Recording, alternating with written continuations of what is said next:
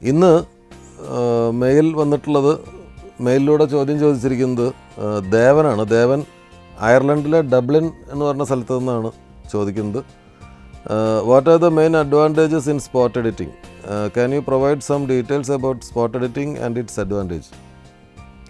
Spot editing എന്ന് പറയുന്നത് നമ്മൾ ഷൂട്ട് ചെയ്തുകൊണ്ടിരിക്കുന്ന സമയത്ത് തന്നെ എഡിറ്റർ നമ്മുടെ കൂടെ ഉണ്ടാവും. അദ്ദേഹത്തിൻ്റെ ലാപ്ടോപ്പും കാര്യങ്ങളൊക്കെ ആയിട്ട് ഷൂട്ട് ചെയ്യുന്ന ക്യാമറയിൽ നിന്നുള്ള ഒരു ഔട്ട് അദ്ദേഹത്തിൻ്റെ ലാപ്ടോപ്പിലേക്ക് കണക്ട് ചെയ്യുകയും ആ ഷൂട്ട് ചെയ്യുന്ന ആ വിഷ്വൽ, അതിന് വലിയ ക്വാളിറ്റി ഒന്നും ഉണ്ടാവില്ല, ഈ വീഡിയോ ഔട്ടായിരിക്കും. ആ വീഡിയോ ഔട്ട് ഉപയോഗിച്ചിട്ട് ആ എടുത്ത ഷോട്ട് ഗ്രാബ് ചെയ്യുന്നു. അത് കഴിഞ്ഞിട്ട് ഷൂട്ടിംഗ് പുരോഗമിക്കുന്നതിനനുസരിച്ച് ആ സീനിലേക്ക് വേണ്ടി എടുത്തിട്ടുള്ള ഷോട്ടുകൾ എഡിറ്റ് ചെയ്ത് ആ സീനിൻ്റെ മൊത്തം രൂപം ഷൂട്ടിംഗ് കഴിയുന്നതോട് കൂടിയിട്ട് തന്നെ, ഇപ്പോൾ ഒരു ദിവസം നമ്മൾ ഒരു സീനിലെ മുഴുവൻ ഷോട്ടുകൾ എടുത്തിട്ടുണ്ടെങ്കിൽ ആ ഷോട്ടുകൾ അപ്പോൾ തന്നെ എഡിറ്റ് ചെയ്തിട്ട് എന്തായിരിക്കും ആ സീനിൻ്റെ ടോട്ടൽ ലുക്ക് എന്ന് നമുക്ക് കാണിച്ചു തരും.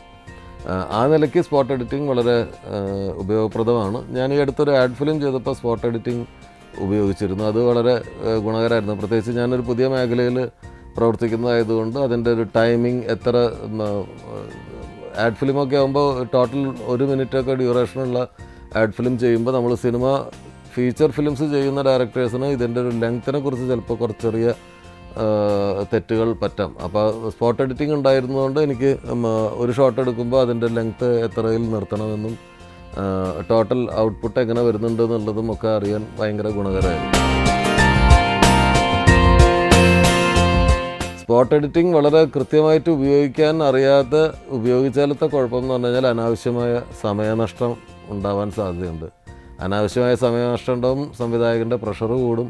അതിൻ്റെ കാരണം എന്താണെന്ന് വെച്ച് കഴിഞ്ഞാൽ ഷൂട്ട് ചെയ്യുന്ന സമയത്ത് സംവിധായകൻ്റെയും ക്യാമറാമാൻ്റെയും മനസ്സിൽ മാത്രമേ ഈ എന്താണ് ഷൂട്ട് ചെയ്യുന്നതെന്ന് ഉണ്ടാവുള്ളൂ, എന്തിനാണ് ഇത് ഷൂട്ട് ചെയ്യുന്നതെന്നുള്ളത് ഉണ്ടാവുള്ളൂ. പക്ഷേ സ്പോട്ട് എഡിറ്റിംഗ് നടക്കുമ്പോൾ ഇതിൽ അഭിനയിക്കുന്ന ആളുകളും ആ പരിസരത്തുള്ള ആളുകളും ഇതിൽ വർക്ക് ചെയ്യുന്ന മറ്റാളുകളും ഒക്കെ ഈ ലാപ്ടോപ്പിന് പുറകിൽ വന്ന് നിൽക്കുകയും എന്താണ് ഈ സീനിൽ സംഭവിച്ചുകൊണ്ടിരിക്കുന്നത് എന്നുള്ളത് മനസ്സിലാക്കുകയും പലതരത്തിലുള്ള അഭിപ്രായങ്ങൾ അവിടെ ഉണ്ടാവുകയും പിന്നെ അവരെയൊക്കെ അവരോടൊക്കെ ആർഗ്യൂ ചെയ്ത് അവരെ കൺവിൻസ് ചെയ്തിട്ട് അടുത്ത ഷോട്ടിലേക്ക് പോകേണ്ടി വരിക എന്നൊക്കെയുള്ള ദുരവസ്ഥ ഉണ്ടാവാനും സാധ്യതയുണ്ട്. അതതിൻ്റെ ഒരു നെഗറ്റീവ് സൈഡാണ്.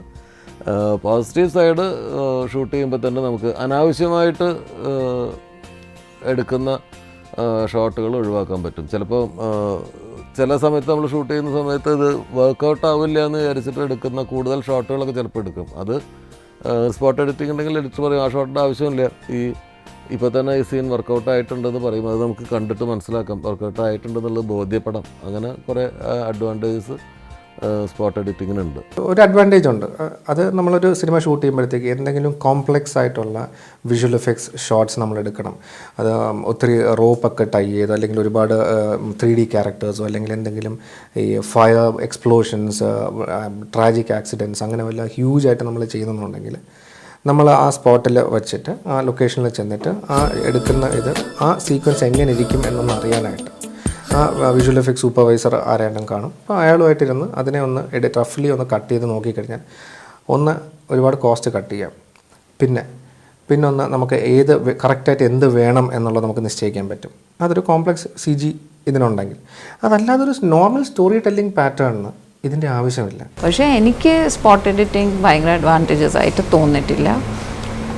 കാര്യം അന്നേരം ഞങ്ങൾ ഒരു സാധനം എഡിറ്റ് ചെയ്ത് കഴിഞ്ഞാൽ അത് തന്നെ ആയിരിക്കും അതിൻ്റെ രൂപം ഫൈനലി.